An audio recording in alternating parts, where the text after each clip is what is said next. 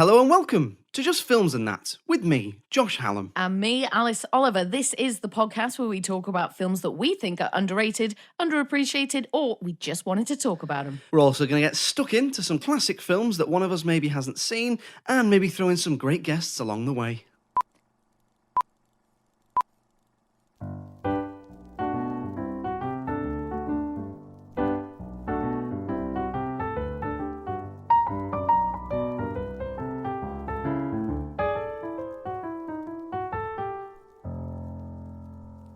So we start with a random question as we do every week. Alice, what was the first album you ever bought? What was the first album I ever bought? So there's two that I'm torn between. I can't quite remember which one came first, but it was either the Heathcliff soundtrack or Britney Spears' first album, which I think was called One More Time, possibly. I don't know what the album was called. I just would know songs off it, I think. Is it a Is it a class? What's the Heathcliff soundtrack? What's that? So, have you heard of Heathcliff, the musical? No. Is it something to do with Wuthering Heights? It's exactly that, but in musical form. So Cliff Richard. Right.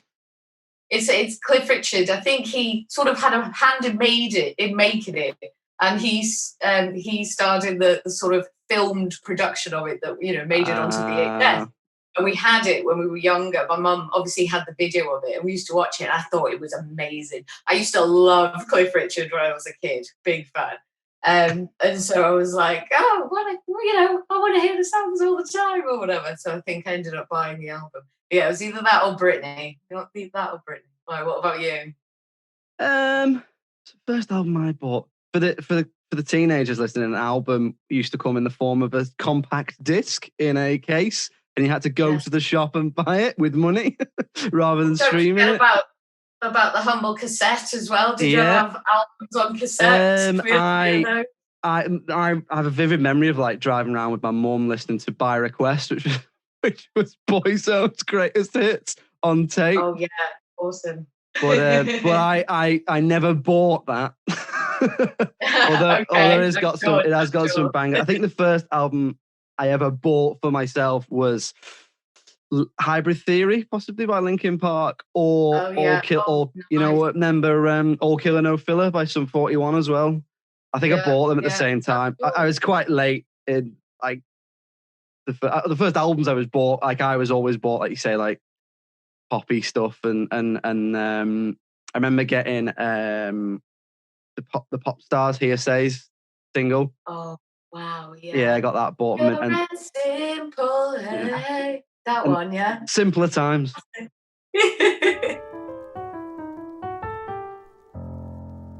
So this week's film is 40 Days and 40 Nights, starring the lovely Josh Hartnett, and it's from 2002, I think. So spoilers for that.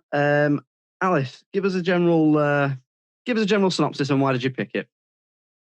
So the film is about a young man called Matt, played by Josh Hartnett, and after a sort of a messy breakup with an ex-girlfriend of his, Nicole, he sort of goes on a bit of a sex rampage, really. Like he's just shagging sort of any girl, anytime, and it's really making him feel awful inside. So he thinks, okay, what can I do to sort of try and heal from this? And so Lent is coming up, so he decides to give up sex, all form of sexual contact, and even masturbation for the 40 days of Lent to see if it can bring him, peace or kind of help him find himself or whatever. So the film is following his journey through that, really, and how the people in his life respond to it. The reason I picked it was because it was another one that I hadn't seen for years and years and years. Like I remember seeing it as a teenager, sort of maybe 14, 15, and thinking it was great. And me and my friend Gwen really fancied Josh Hartnett. So we were like, yeah, we love this film. It's great. It's funny. And I feel like it's not always brought up when you do talk about that kind of those rom-coms and those kind of films from that era.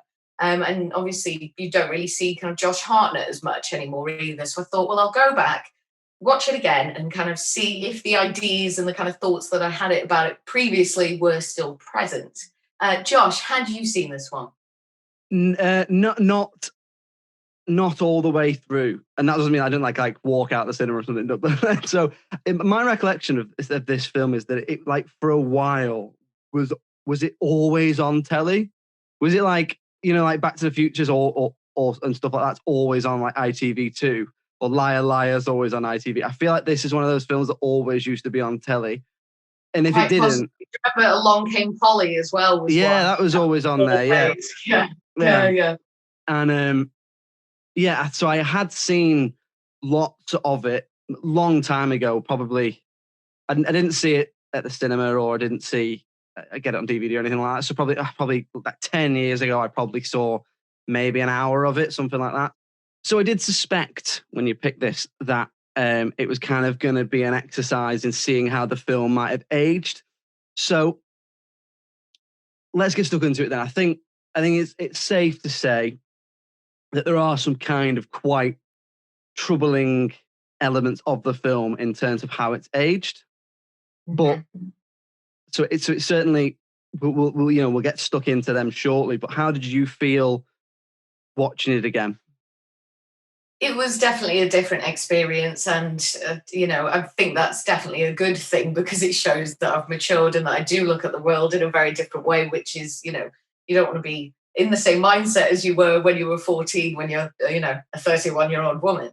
But there were some things that I liked about it, I think, filmically. We'll talk about those first. So the opening sequence I enjoyed. I feel like I always talk about the opening sequence, but I feel like that's when I'm really watching a film the most. It's like, how does this start? How is this bringing me into the story?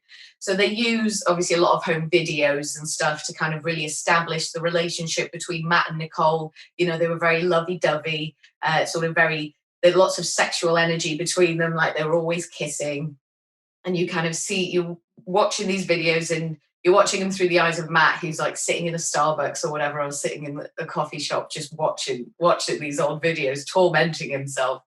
So you get that sort of world building, relationship building there.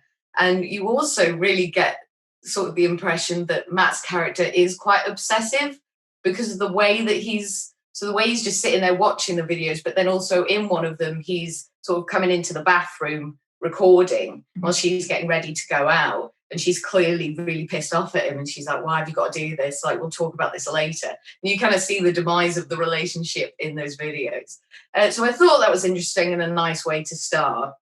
The other thing that I did like about it, I like the idea of abstinence as a theme. I like that was one of the main motivations of the film, because obviously usually these films are about men wanting to get laid, and it's kind of all sexually charged, and the end goal is to have sex. But with this, it was more, it's about going away from those things and taking a step back. So I thought that the theme was good.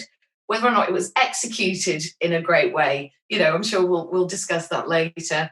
I liked that. So I did like the Matt and his brother dynamic. His brother is the priest, and that sort of opens a lot of doors for comedy, because you get that back and forth between them. And it's like he's kind of just as messed up as Matt is as well, but he's just trying to hide it, by being a priest and being in the church. What did you think of that dynamic between the two of them? I thought it was good. It was interesting. It's not something that you never really see priests portrayed as young characters, really, because he's a priest in training, isn't he? And he it's an interesting dynamic. The Lent aspect of it is interesting, because it's not quite often, if a character is a Christian or has a religion, that's a big part of the story. If you look at like this sort of thing, or if you look at, I don't know, something like Easter's East, or the culture and the religion around the religion is a big part of it. But in this, I don't even know if he is a Christian. Josh Hartnett's character, obviously the priest is, but he still partakes in Lent. So I liked that dynamic. It's not something that you see that much of, and I thought it was interesting to have his brother there to be kind of his moral compass, if you like, or is kind of a crutch for him to lean on whilst he's going through this thing. I think, come back to something you said earlier that I completely agree with, which is there's a concept here. There's a real concept. You can see where this film came from. If you look at the time, and you had your other kind of comedies where sex is a huge part of it, like American Pie and Road Trip and all those sorts of films. They've obviously looked at that idea and thought, well, what about comedy about not having sex rather than a comedy about trying to have sex? I think the concept of that is really interesting. And there's definitely a real nugget of something that could be a brilliant comedy in there. But the execution, I do think there's a bit of an issue there, and in the way that it's aged. So I liked that. And I really liked Josh Hartnett's performance. Mm-hmm. I think he really kind of, a lot of the characters are quite one-dimensional and one note and don't really have a lot to do, whereas he does have a lot to do. Like it's one of these films where he's in pretty much every scene. A lot of it's riding on his shoulders, and he's very young. He's I think he's about 23 or 24.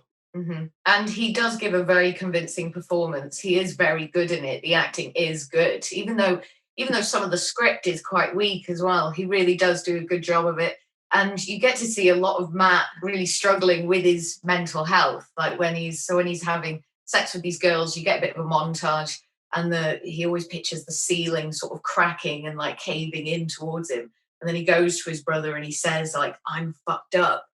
And because he was so convincing, all that felt very real. And then at some points it kind of felt really out of place and not in keeping with the rest of the film. So I wonder if maybe he's kind of better than the film. I don't know. That's an interesting. I think that's a good point. He is. One of the things I thought whilst I was watching it was with a lesser actor, with a person with less charisma and less star power, if you like, the film could have been an absolute car crash, because the fact is that it's really important that he's likable, and he is really likable. He's probably the best thing in the film. It's funny, I don't really know that much about Josh Hartnett. He obviously was like huge, wasn't he, for about 5 years? He did like this and Black Hawk Down and Pearl Harbor. So yeah, it's interesting that he's kind of he kind of doesn't do much acting anymore. He certainly doesn't seem to be taking on roles that would make him famous, I guess. And I think that's a choice. I think he kind of didn't like the fame element of being an actor, which obviously, fortunately, very much comes with the territory if you want to be a Hollywood leading man. Let's talk about how the film's aged, and let's talk about the script, because there's obviously some issues there. So what did you think in terms of how it had aged from when you were watching it then and when you're watching it now? So I don't feel like it has aged very well. All the characters pretty much are awful, like just really not great people. You've got Matt's work colleagues who are essentially betting on his misery and trying to make money off that. To be fair, it is thousands and thousands of dollars, and I imagine they could all use it.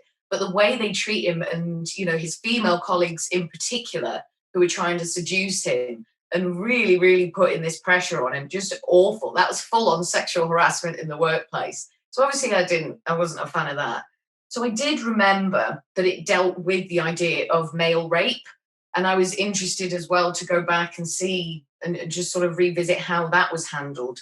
But that was handled really poorly as well, because it is just shirked off immediately after it happens. And when Erica, who is Matt's real love interest, understands what's happened and sort of sees what happens, she kind of runs off in a huff. But he was clearly vulnerable, like he was handcuffed, he was delusional, he was essentially asleep when Nicole got on him.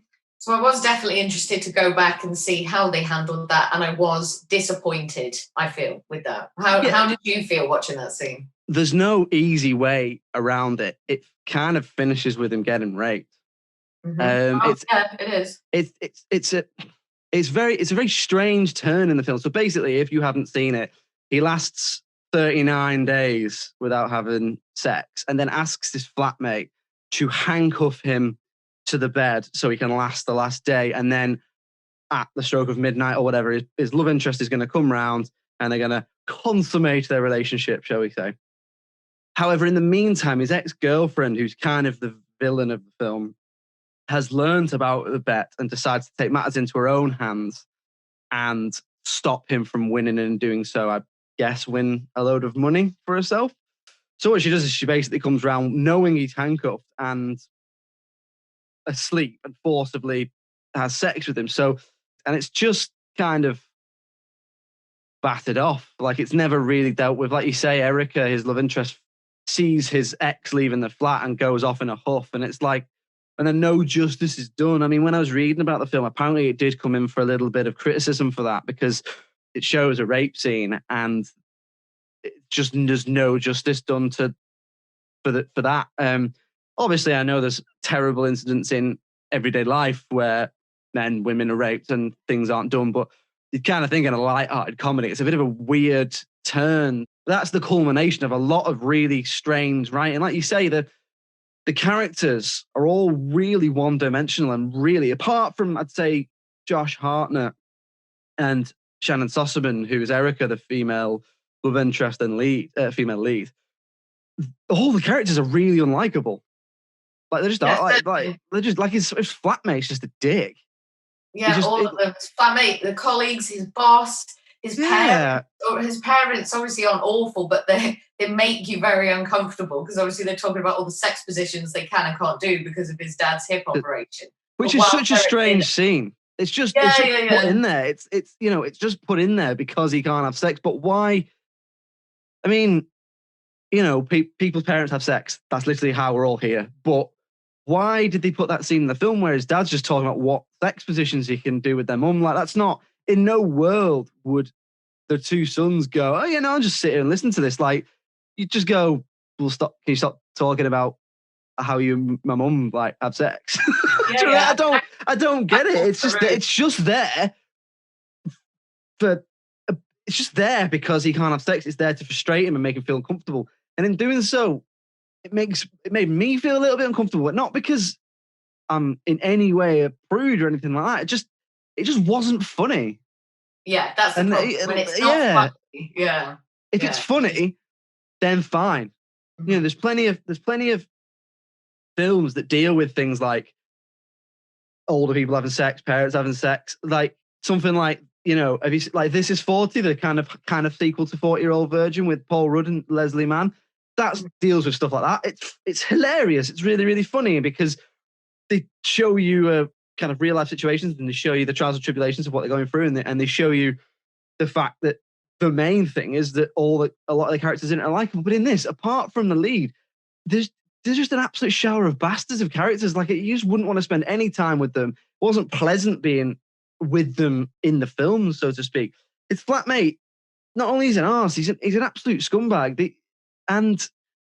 They treat women like the male characters in the film treat women like disposable sex objects, and then the female characters in the film who aren't the lead treat themselves like disposable. It's really strange. Like, because they want to win this money, because they put this bet on how long he can last, female staff just start trying to sleep with him. Mm-hmm. Xerox in their asses. Yeah, Xerox in their asses. Yeah. I have got a question. Go ahead. Why did Matt take that Xerox home with him? Because he takes it home with him, doesn't he, to show right? Yeah. And one thing I will, give him is that obviously if it happened, you're two lads and you're like, well, obviously I'm really stressed right now, but this is hilarious. And obviously I've got to show Ryan because he's my best mate or whatever. But other than that, I was like, why did he take it home? Is he going to look at that later? Does he want the number? How did you feel as a woman watching it? Because the female characters are in it because they're trying to show them being sexually empowered, or trying to show them, you say, having power over male characters. It's not empowering, though, but it's not. Be dominant over male characters in that way. Like, Matt is clearly in a rough place. He's doing this Lent thing because he was in a bad place. His mental health is like in the pit, sort of thing. And they're completely abusing that. Like, they're seeing a desperate man and abusing it because they know they're sexy. They know that all they have to do is show a bit of thigh or whatever, and he's going to sort of lose it. So there's nothing empowering about that. I didn't find any of the female characters particularly empowering or motivational in any way. Even Erica, I know you said there that she might be one of the more likable ones, but I didn't think so. Like she kept talking about her awful previous relationship choices, the drug dealers or selling her stuff. And Matt goes to her, it's like, where do you find these guys? And she's like, oh, I don't. They just always find me. Like not taking any responsibility for don't go out with them then whatsoever. Like takes two, babe. Honestly, you can't just say, oh yeah, the shit guys, they just find me. I can't help it. It's like, no, you're walking into those relationships. So I feel like just a lot of her choices were really questionable. And sometimes she didn't treat Matt very nicely. And when she finds out about the bet, she really kicks off. And I was like, first of all, you haven't even known each other that long. So hold up. This bet was in place before he met you. He doesn't owe you anything. And also, I think it's really admirable for a young guy in his 20s who is otherwise very sexually active to get rid of all that, including masturbation. That is a big challenge. That is Everest he's given himself to climb there. And she just, I don't know. It's very strange. Go at him about it. Yeah, because she turns around and she kind of makes it she almost makes it about herself and says, is this some sort of bet to see how long you can go without sleeping with me? And he isn't making any bets. Like the bet thing is nothing to do with him. He's just saying, I'm having no form of sex in any way for 40 days. And I suppose the biggest issue for me is, and it's something that does come up quite a lot in films, and it's an issue with the script or the development, which is there is no reason why he can't tell her. He just doesn't. And he says to her, it's kind of a throwaway line where he says, I thought you'd think I was crazy or, find you unattractive. But if you just said, oh, just so you know, I'm currently doing Lent and I'm not having sex for 40 days, would she not just go, all right, okay. Like that's not like it's not. And if I suppose another issue as well, like back to you talking about the female characters, okay, maybe it's not that Erica's more likable, maybe it's just she's less unlikable. But how would the film pan out if a female character didn't have sex for 40 days and loads of male characters were then trying to have sex with her? Yeah, I mean, it culminating in the main character getting raped. It's a bit, almost a little bit tone deaf, I think. It's a little bit poorly judged. And I think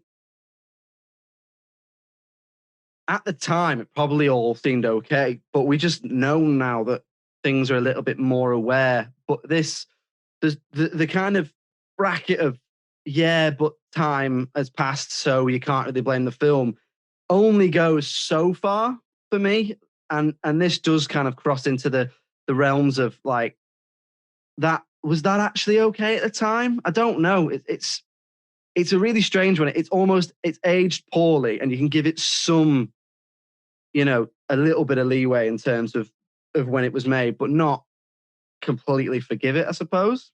It really does cross a line, I think. I think you can look at stuff and think, oh yeah, that's just aged poorly, but there is a difference. And like, I think back to 2002 and think, would I, like, was that okay then? It's like, well, no, it wasn't. Of course it wasn't. Did you think there was a little bit of a little bit of homophobia in there as well? And again, I'm not looking for stuff to criticize the film with, but one of the things I thought that, back to what I was saying about it was not okay at the time, there are lines in there about, I think his flatmate or one of his colleagues says to him something like, if you don't kiss her on the first or second date, that's fine. By the third date, you're gay, basically. Okay. And then Maggie Gyllenhaal's character, who is Erica's flatmate, Erica says something to her in a private conversation about, it's really nice to be treated as an equal. And she says something about, because he's, she makes a reference that he's gay because he's not having sex with her. But I don't know, like that's a very strange leap to make, isn't it? He's not having sex for 40 days, therefore, he must be gay. Yeah. Like what about him not having sex makes him gay? Yeah. It's just a really strange. It's just one of those things. It's just clear that it was a little bit tone deaf and a little bit not thought out. Like no one's gone. That's probably that's not really accessible. And I know around the time, if you watch older sitcoms, I know people have. I don't really watch Friends, but I know people have commented that there's a lot of what you might call gay panic. So Chandler and Joey? They have this whole thing, they're really, really close, but they don't want to be gay. There's a lot of it in Scrubs, so I really love Scrubs, but it's very much clear when you watch it now. It was made in the early 2000s because there's a lot of gay panic in that as well. Characters who are straight who have this strange paranoia that they might be gay as if that is a bad thing. And I think by treating sexuality in that way, it's clear to see how far we've come now. Yeah, certainly, which is the one redeeming thing. I mean, obviously we've still got miles and miles to go, but if you do compare even to a couple of decades ago, I would like to think that there has been vast improvement. If this was made now, it wouldn't. I reckon. You just don't think it'd get made at all? Yeah, I think it would get made. Surely not in the way that it's being delivered. Maybe with different undertones and exploring different things. You can't sell this as a rom-com and then deal with some of the things that it does. The whole thing just felt in bad taste. It's certainly, if they did make it now, you would have to certainly have a look at that script and make it a little bit cleverer in its execution. For example, maybe if you had a male and female character doing it at the same time and made it, will they, won't they, they're friends, but actually they, a little bit. If you look at something like a Zack and Miri Make a Porno or something like that, which I know probably has issues as well because that isn't that much longer after this, but if you do that kind of thing, two friends, they live together, they both decide not to have sex for 40 days, but actually they really like each other. I don't know, maybe you could do it like that, or... No, I think you're right. I just don't think it'd get made now. Maybe if the side characters, all the work colleagues and etc., if they all had more depth to them. So maybe if, the girls are throwing themselves on him because that's how they've been treated their whole lives and they have self-esteem issues and they're doing it because they think that's what they're meant to do because that's what society has told them or whatever, things like that. Because they sort of tried it, with Matt's boss.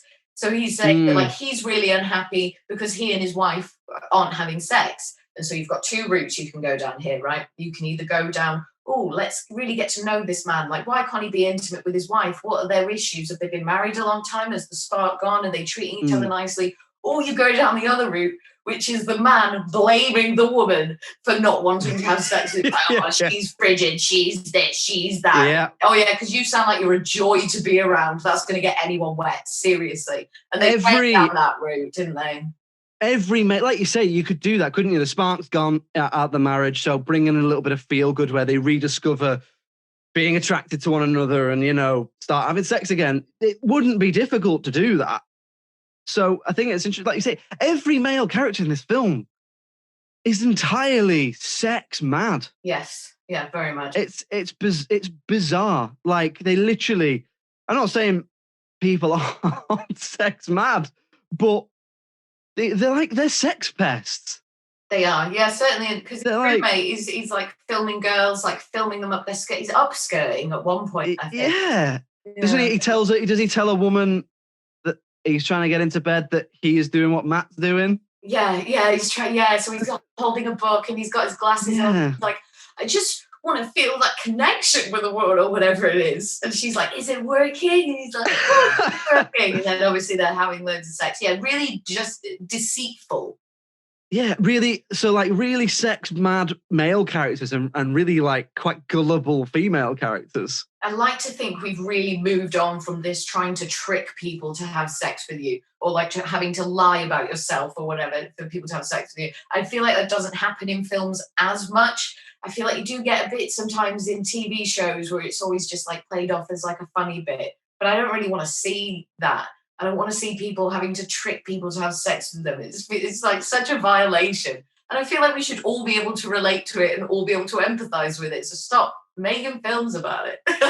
They have. This was nearly 20 years ago. We're fine. That's true. I suppose you could say that there's a tongue-in-cheek element to it, which go, again, like we're saying, like about the kind of giving it some leeway. There is a tongue-in-cheek element, but it just only goes so far. Mm-hmm. Mm-hmm. It's not funny enough. The story isn't strong enough and the characters aren't whole enough, I think, for it to work. Like you say, the script lacks a little bit of subtlety. At the end, when he's close to the end of the 40 days. There's literally a scene where he's just walking around seeing naked women. Yes, yeah, because he's delusional. Because he's delusional, but yeah. you know, there's an opportunity there to make it more subtle. You know, I have it, you know, showing, you know, you use kind of phallic imagery or something like that makes it, you know what they're saying, but they're not just going, look at all these tits. Well, like that makes me think of 500 Days of Summer, you know, after they have sex and he's out and he's singing and dancing, and that brilliant. Love that bit. Yeah, something like that. Yeah. So something like that. Or why is everyone not naked? You know, why is it just and why are all the women young and attractive? Yes, of course. I just think it just lacks a little. I think it's what we've already said. It's just a bit tone deaf. So we'll move on to talk about the critical reception then. So, how do you think it did? Like in general? I mean, maybe like at the time it did okay with the teenage audience, possibly. Maybe the slightly olders, like in their early 20s, I'm not sure. But like watching it again, I mean, it wasn't really that pleasant an experience, to be completely honest. And I feel like the way I would have rated it when I was younger is certainly different to how I would now. But in terms of what it got and what other people thought, like, you know, do people think it's like a bit of fun and that it is like one of those sort of rom-coms that I don't know, like tongue-in-cheek kind of thing? Yeah, maybe. So maybe like around the 6 mark, possibly. But I would probably give it less than that. I think. I don't even know if I would rate it at all. I don't know. Are you saying it's 0? Oh yeah, no, sorry, nothing can be 0. Nothing can be 0. So it gets on IMDb at time of recording, it gets 5.6 out of 10, and on Rotten Tomatoes, the audience give it 43%, and the critics give it 39%. So, I mean, what do we think? I mean, that's obviously a little bit lower than. Well, the IMDb is fairly close to what you said. Rotten Tomatoes is a lot lower. I mean, I think I would probably say overrated, to be quite honest with you. Yeah, I think I would a little bit too as well. After going back to it, I did wonder, you know, this was the question that I wanted answered as well. Like, how would I feel now? And yeah, definitely, like just really sort of obnoxious. Yeah, the problem for me is, regardless of the fact that it's not aged well, you take those elements away and think of it as a comedy, it's not funny. So because it's not funny, regardless of whether it was funny then, it's not. I can't imagine enjoying it then. I